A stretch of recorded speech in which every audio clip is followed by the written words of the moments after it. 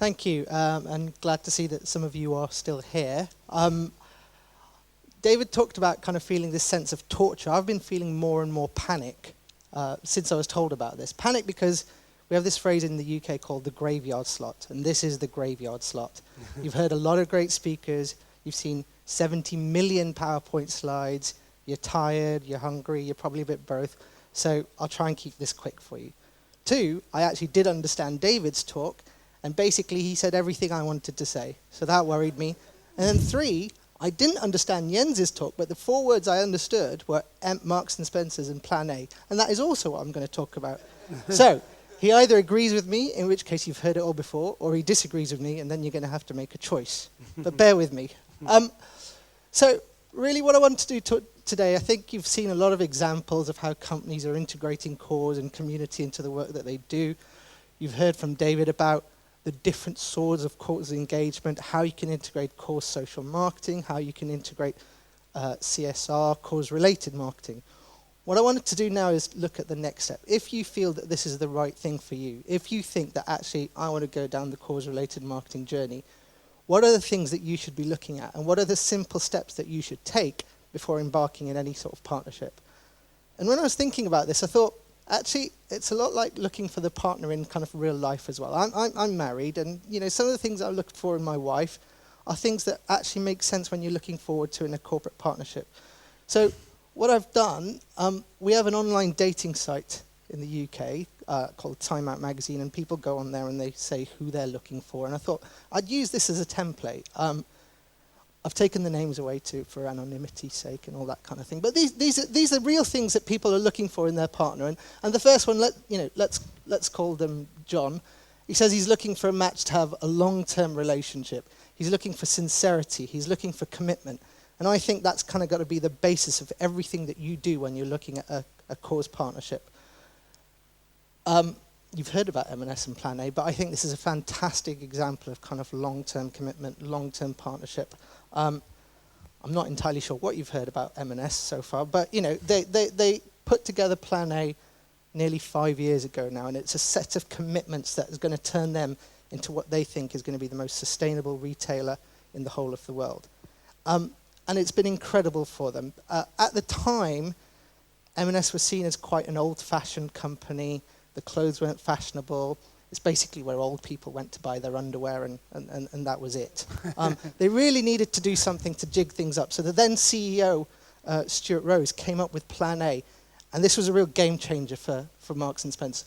All of a sudden, they were front and center of the sustainability debate. All of a sudden, they were doing something daring, innovative, interesting, and showing that they were a caring company again. And it's worked incredibly well for them. It's had outstanding results. So, they looked at commitments across a whole host of areas: waste, energy, supply chain, environment, communities. And across all of these points, they've started to see business return really quickly. In the first year, Plan A was cost neutral. By year 3, they were making a profit on it. Last year, they had a net benefit of £70 million through savings, partnerships, and new business, which is pretty incredible. But I think, they thought there's got to be an interesting way of telling this story. Customers are not interested in carbon emissions.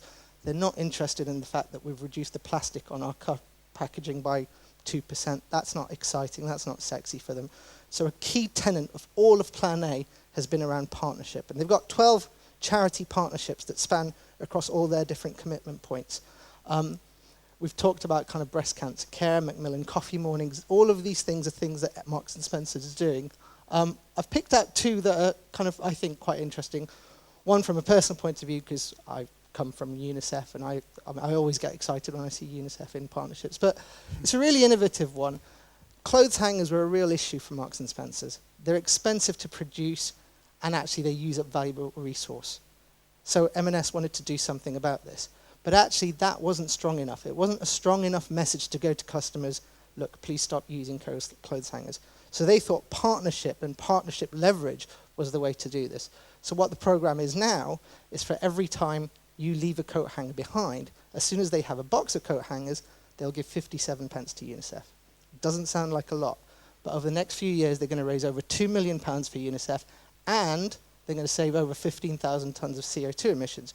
So there you have a perfect win-win through a partnership and an emotional story to tell. Kat Deely, probably not famous here, but very famous in the UK, kind of glamorous TV presenter. She fronts it. She's visited Africa. She's done all sorts of interesting things.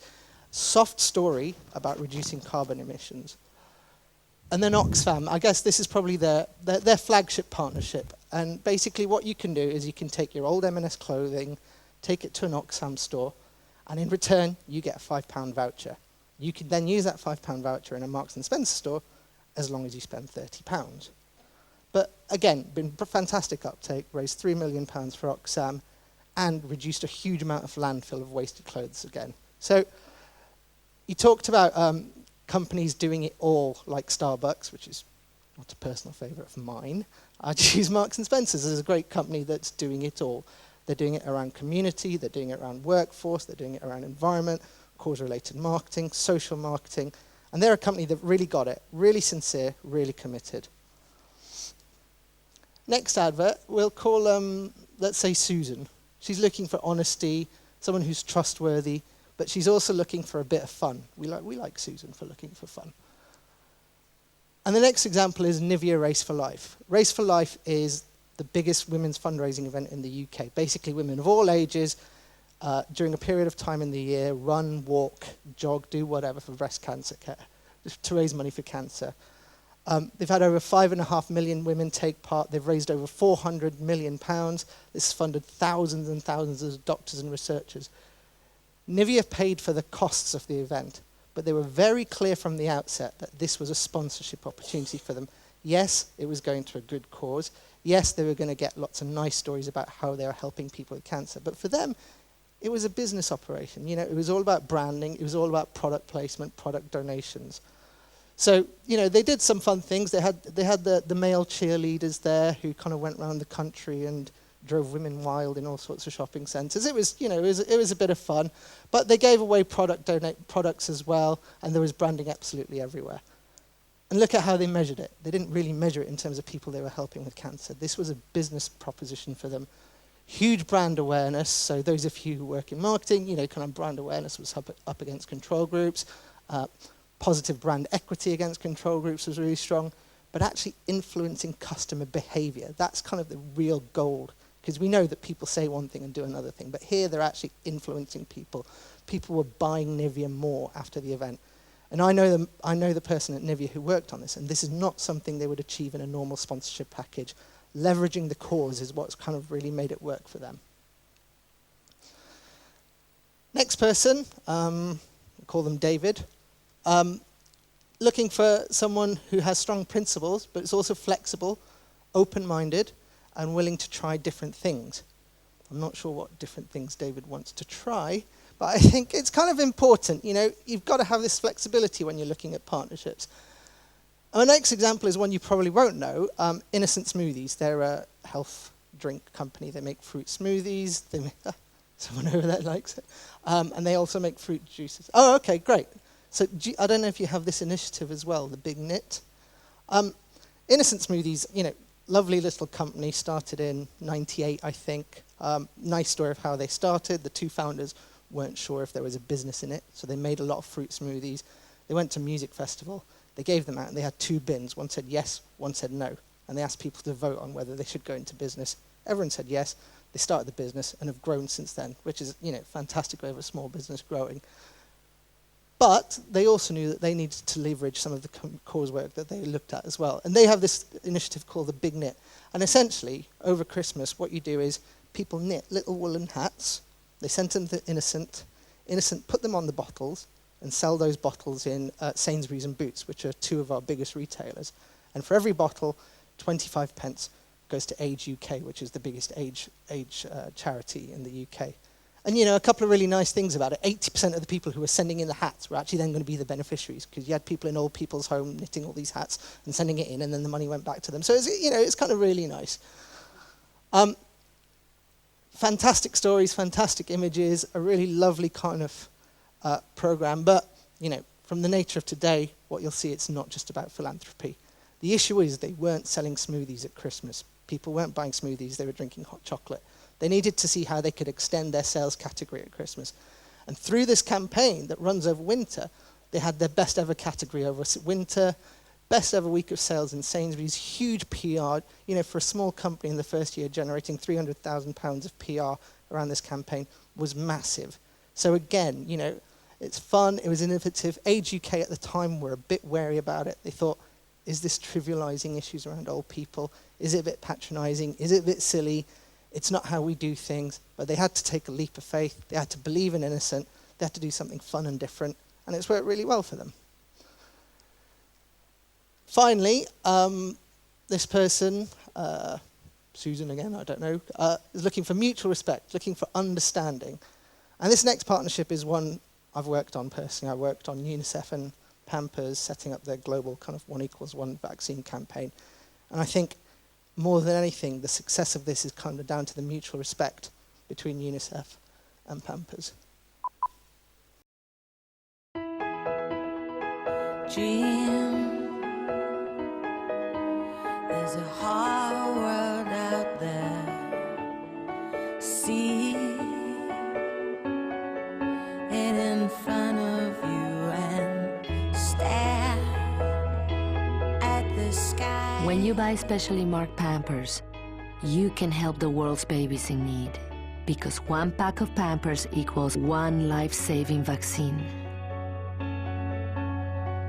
Dream of far away. Dream of today. Fly away.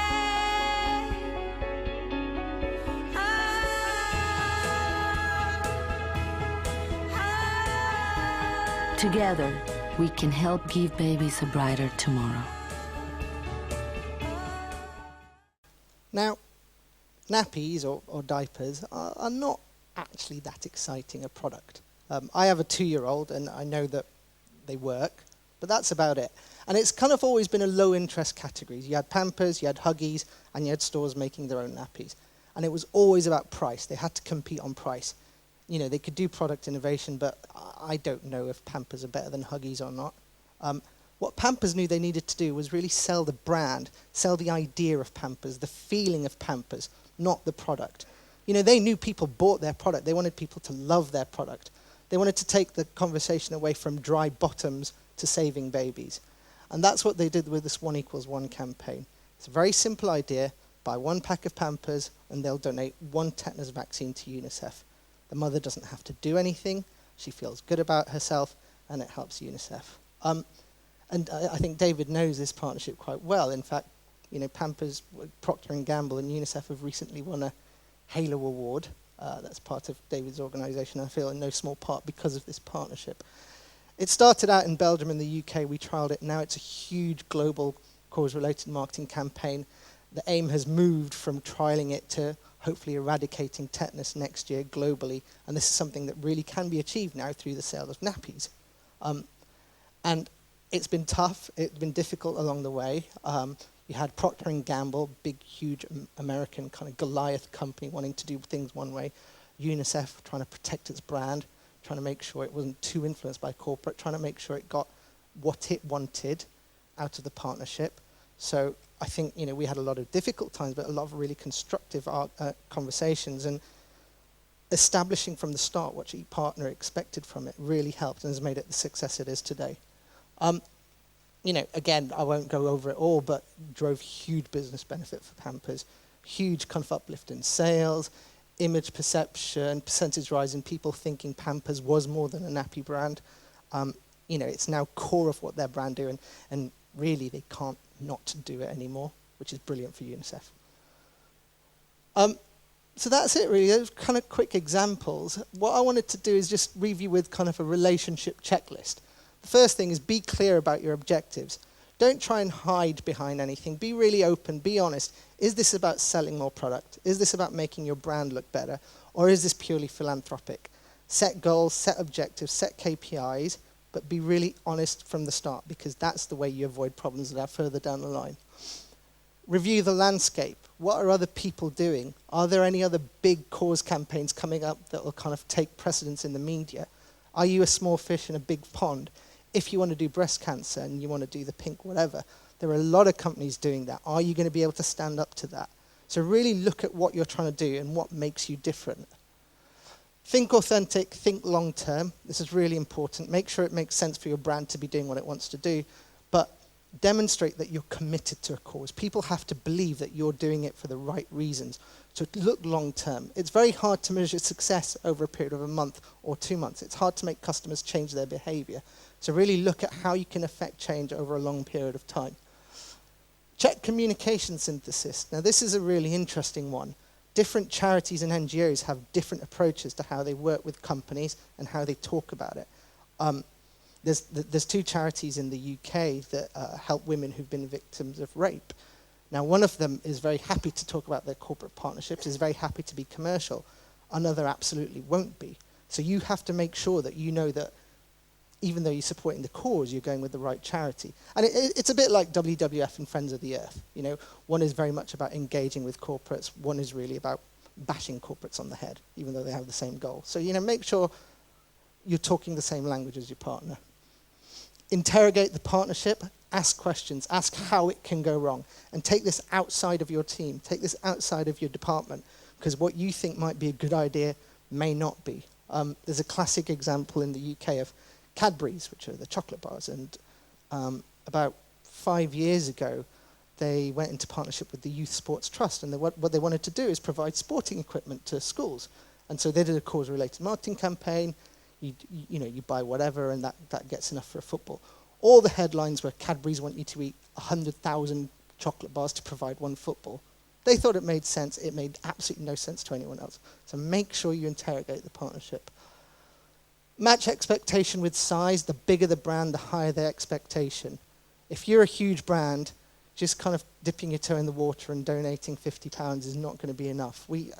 A real example again, when I was at one of my other consultancies, one of my colleagues was working with a very big hair care brand, a big shampoo brand, and they were going to do a cause-related marketing campaign, and they were going to support a small centre for women who had cancer, which was all very nice, but you know it wasn't going to be a huge donation. We tested this with a number of journalists before we launched the product, and we spoke to the UK editor of Vogue, and she said, for a brand that size, I don't want you to be supporting a small centre. I want you to be finding a cure for cancer.